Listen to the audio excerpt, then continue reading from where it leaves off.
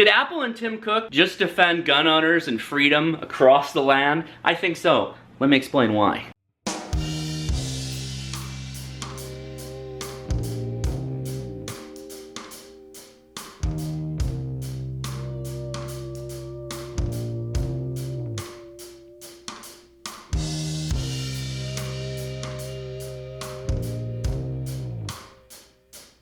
So everybody's all a Twitter, literally, about the Apple Tim Cook letter to the customer / response to the federal government, telling them via court order that they need to modify their phones and give the government the ability for them to crack into the phone of the San Bernardino shooters. San Bernardino shooters had a iPhone 5C, which is the iPhone for poor people, as I like to call it. I'm just kidding.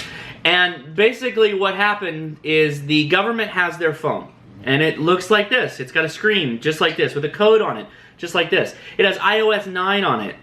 iOS 9, after 10 failed attempts, will erase the phone.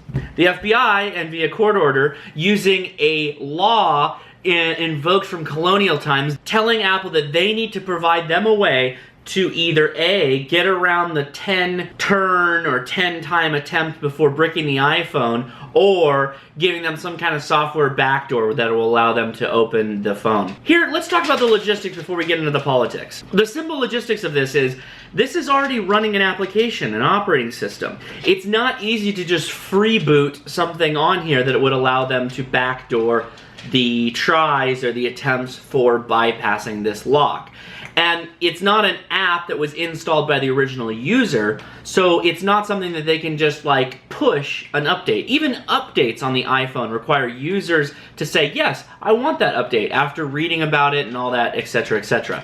What they're trying to do, the government, is force Apple to make something that doesn't really exist at this time. There's no way to push an update to a phone without the user being involved at this point. You can set your applications to be auto-updated. You can even select that updates, you know, you just click yes and it goes and loads it. But there's no way to just push an update. And what would that look like? Well, you'd have to flip open your little Thunderbolt port, or whatever it's called, lightning port, and then plug your cable in and send the application. Or they could also maybe do it to where it goes over Bluetooth. Or they could also do it to where it maybe goes over Wi-Fi. Why am I mentioning this? Well, because this isn't a San Bernardino terrorist iPhone backdoor solution. This is an iPhone backdoor solution that the government wants. They can't just, Apple, can't develop a solution that allows you to just backdoor this one iPhone.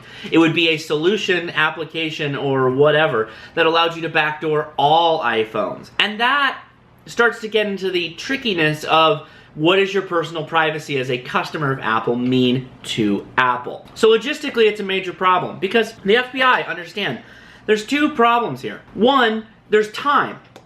Typing in numbers over and over again, even if you got rid of the brick itself after 10 attempts, the time it takes to do this, that takes a while. Of a human being going, or some kind of like Lego Mindstorms, whatever that they cooked up, to be able to just go and type through this.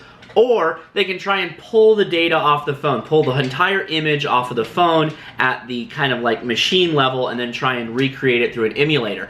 Problem with that is that also runs into encryption. The files on here and the operating system and everything is encrypted. If you wanted to pull that off, you'd have to know the machine code of the chips that are running on here, as well as be able to brute force the encryption, which would take a long time to do that. And most people, even the NSA, even the FBI, don't actually have the power to go through and brute force a encryption that is like on these phones. The logistics is one thing. The problem of politics is really big, and it's a really, we're only going to get more of this as time goes on. As we put more information on these little portable brains that we carry around with us, the more the government is going to want to know what's on these little brains. And so you have to ask yourself, well, should we, as people, citizens of the government, want or should think it's a good idea for Apple to go and actually break this open for the FBI?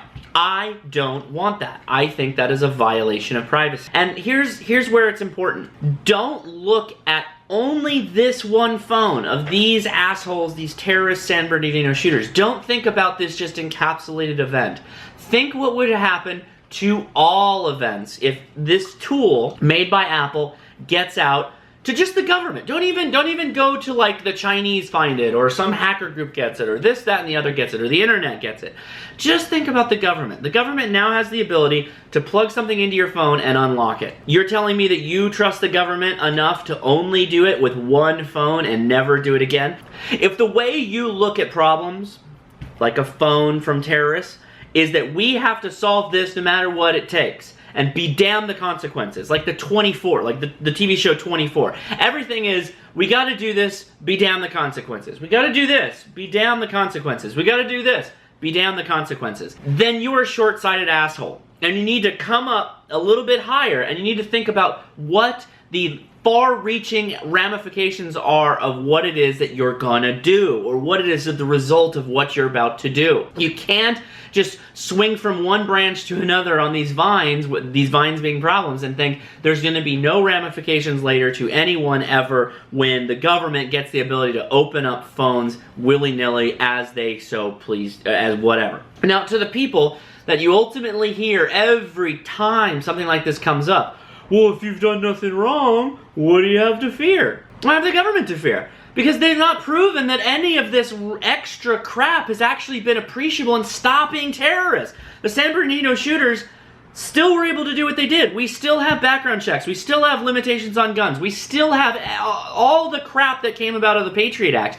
How did that still happen then? How did it happen? Oh, well, it's because they didn't have this capability. Well, so it's always a game of ratcheting it up to the next thing. Oh, we couldn't stop these guys because we need this. We need this bit of your privacy. We couldn't stop these assholes because we need that bit of your privacy. And they keep ratcheting it up and ratcheting it up and ratcheting it up until they have all the privacy and you have none of the privacy. The Patriot Act pretty much has been a failure. They've caught no terrorists with it. The TSA has caught nothing with it. All they've done is created little criminals to go around stealing your crap. None of the nanny state bullshit that we've given the government the power to invoke upon us has actually stopped anything. It's not helped us at all. We the people have not been helped by giving the state more of our power, of our privacy, of our freedom. How do I view this? Simple. This is Apple makes products. You buy the products from Apple. You bought this, and it's supposed to protect your crap. That was the contract you signed when you bought this thing from Apple. Apple is not in the position to give away your privacy. They don't have that right, and if they do it, then they're going to find themselves potentially at the risk of being sued in the future by giving, not necessarily by committing a crime against you because the government hasn't used that to violate your privacy yet, but they open the door for them being liable for every future instance where the government can be proven as tapping into your information. Further, there's another way of looking about this that's very important to keep in mind. The government isn't supposed to have a internet superhighway or information superhighway to your privacy or your personal information. They are supposed to have to do hard work. They're supposed to have to go through extensive amounts of red tape, fill out lots of forms, go in front of lots of judges just to go after you, the potential suspect, murderer, terrorist, whatever. Why? Why do we make them do that? Because until you are guilty, you're innocent. And you're to be treated as though you're innocent. And you're not supposed to have to defend yourself or come up with arguments of why you're innocent when you've done nothing wrong. So for the people that say, well, if you've done nothing wrong, why don't you just give them access? Because I haven't done anything wrong. People who are innocent or not guilty in the eyes of the court don't have to prove they're not guilty. They just are. It's the state's job to prove that they are guilty.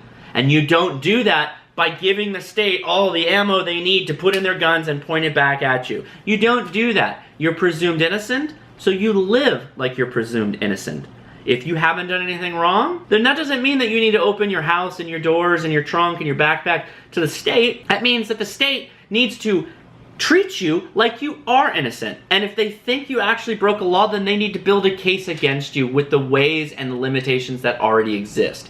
They can't go cutting corners, cutting through fields, figuring out ways to bypass that. And using the writ of whatever colonial law that basically says when there's not a law, we are the law. That's bullshit. That's bullshit. I'll post the law right here. You can read it. I don't remember it off the top of my head. But basically it's saying, if there isn't a law that exists, make one up. use your power of being the monopoly of force to make up whatever law you see fit when there isn't a law that exists. Well, how cute. How cute is that? And there's one last beautiful thing that was written in that customer letter by Tim Cook, and it puts a bow on this whole thing. And I don't want to bring everything back to guns, but god damn it, this is perfect. I'm gonna read this. Here it is at the bottom of the screen. We find no precedent for an American company being forced to expose its customers to a greater risk of attack. I mean, that's just great right there, yes. For years, cryptologists and national security experts have been warning against weakening encryption. And here we go. Get ready, pull your guns out, aim at the sky, because Tim Cook, who's probably anti-gun, just summed up in a beautiful argument why we need guns and why we need freedom. Doing so would only hurt the well-meaning and law-abiding citizens who rely on companies like Apple to protect their data.